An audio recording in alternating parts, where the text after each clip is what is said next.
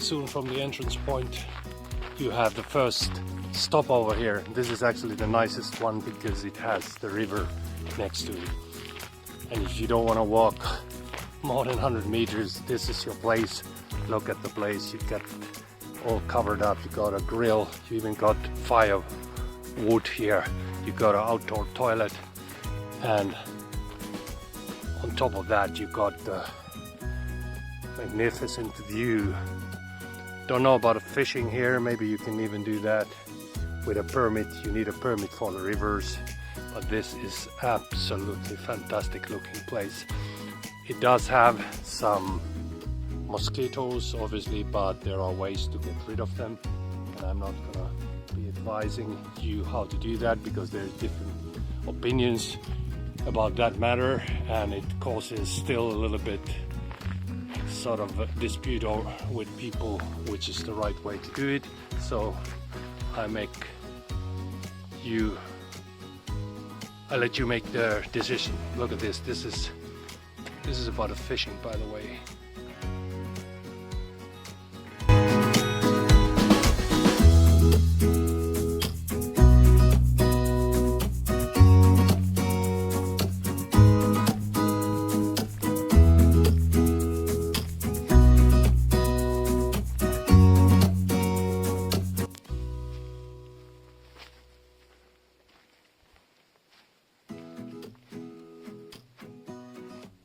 So we're not gonna take the shortcut, we're gonna take the full loop. It's not that long at all. So the only little downside of doing it now is our little flying friends. You might hear them, and let me just show you around a little bit. Okay. Here we are. The wind is quite essential here when it comes to comfort, because as soon as it gets windy, the little flying mosquitoes disappear. It doesn't have to be a lot of wind, it's just a little bit like now. But thank you, Great Outdoors. The mosquito net is really handy here and it works well. And yeah, I mean, people are maybe even a little bit too concerned and worried about doing the hiking during these June, July months here in Lapland.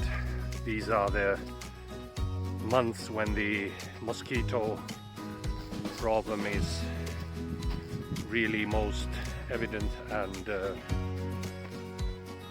but as said, it's all about clothing up the right way, because you know this is a bit different from, let's say, Spain or Southern Europe. The temperature here is around 20 degrees I think now, and you know it can go higher and can be quite warm, but normally it's around 20. It can be even well under 20, and that is a perfect thing, because then you can actually wear this kind of covering clothing that keeps the mosquitoes away. And then when you put a net on your head, I mean, this is it. I mean, they don't, I can see them, I can hear them, but they don't really bother me. I can do, and as it's not too hot, so this is fine.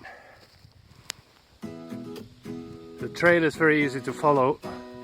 You see these orange markings are indicating that you're on the right trail.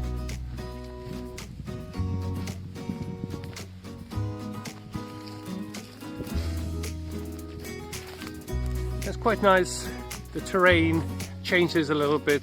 There are different types of woodland, and you see a little bit of different types of plants, and I guess you can hear different types of birds. Unfortunately my knowledge of the bird calls is very limited. I cannot tell which one is, well, the most common ones maybe. And here you go, you see even these kind of old buildings. I wonder what is this?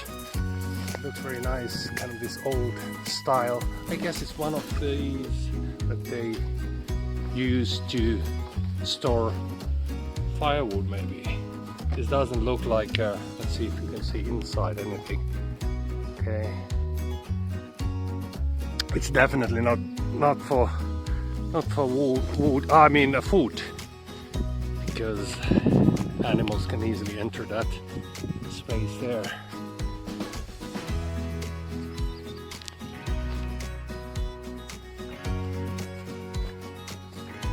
And quite frequently you have this kind of information boards that tell you about this area. As you can see, this is not really the area which is kind of national park. This is not like untouched wilderness. This is an area where they you know, chop down the trees and you know, use them for whatever purposes. But it's still, I mean, we're not too close from the wilderness and national parks, so, but as you can understand, not the whole Lapland is one big national park. There are areas where they use the trees and the woodlands for economic purposes. There's a lot of timber here, and that's been Finland's wealth over the centuries. The pulp industry has always been very strong in Finland. But people ask quite often about the big animals here. What kind of, do you see bears or wolves? And unfortunately the bears and wolves are not very common here. They are actually very uncommon here. They used to be common, but it's a long historical process because of the reindeer sort of economy here. They've been pretty much taken away from this area or hunted down. You can, I mean, it's not impossible to see a bear or a wolf here, but you're way more likely to see them if you go, for example, southeastern Finland, not that far from here, a couple of 100 kilometers to the south and east. Then you start seeing bears, quite sort of, if not an everyday thing, but you will find them if you know the places where to go. But you know, here you can see foxes, and you can see obviously all types of deer and elk or moose and that kind of animals. But I think and wolverines, I think that historical reasons why the bears and the wolves have disappeared from this part of the Lapland, where they have the reindeer herding as their livelihood, is just the hunting. They've the reindeer barons, they don't like those predators because obviously they kill their livestock, and that's how it goes. And some of the trees here are hundreds of years old. The pine trees like this one, it could be something like 300-400 years, I guess. I've seen one in Sodankylä that is over 500. I think it's 520 years. It's a bit sort of thicker or wider, but yeah, this is definitely at least 300 years old pine tree. It's, you know, okay, I think we're approaching a place where you can camp for a little bit longer time. It has everything, even a outdoor toilet. There's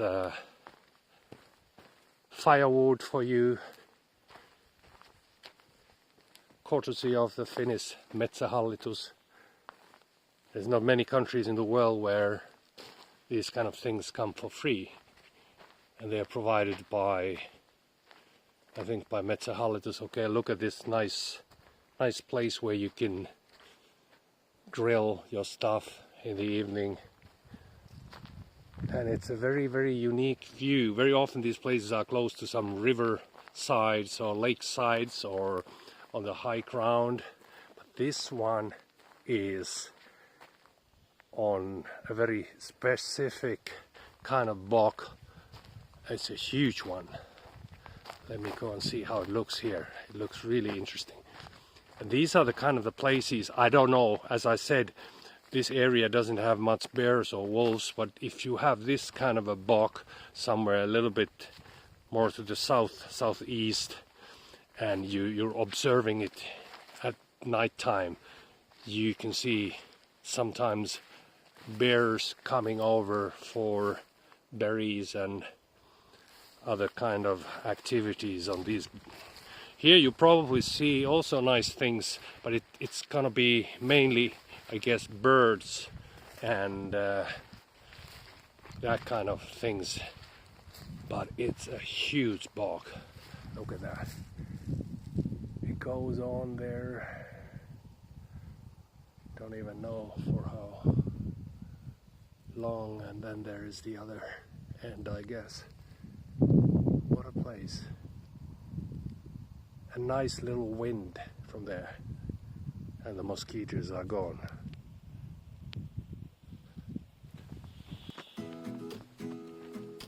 Alright folks, now we're crossing this bog land here. It is quite unique. It's very nice that they build up these wooden trails here. Otherwise I've done it without these, and it kind of requires wellies, or what we call here rubber boots, to do it nicely. Otherwise, you'll be all wet. And obviously there is also a slight possibility that you will get in trouble there by crossing. Especially, I don't know if this is that kind of that you can actually drown into that. Look at this, they have these nice information boards here and there. So this is a guided trail.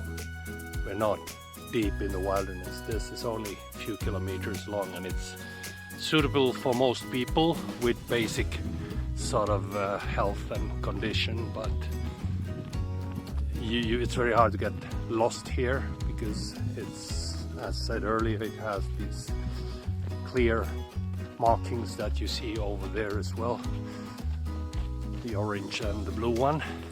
There's a couple of different choices how you can do this trail. I took the longer route, which is quite nice because it's not that long either, but there's really a short one. I think the short one is something that you do in less than an hour or maybe 30 minutes, but you get a good glimpse of the terrain there as well. But as you can see, the terrain changes very rapidly from bogland to a woodland, and you got different types of trees here, from birch to pine, and a lot of. And here's another. Okay, it's like a local leprechaun trail, advising you to close your eyes and listen to the sounds of the nature. I can hear a few birds, and sorry to say, my ability to recognize that, I'm sure some of you who listen to the watch the video, if I decide to make one out of these, you probably recognize that bird sound. Not very beautiful, so if you know what it is, just put it on the comment section, please. There it is.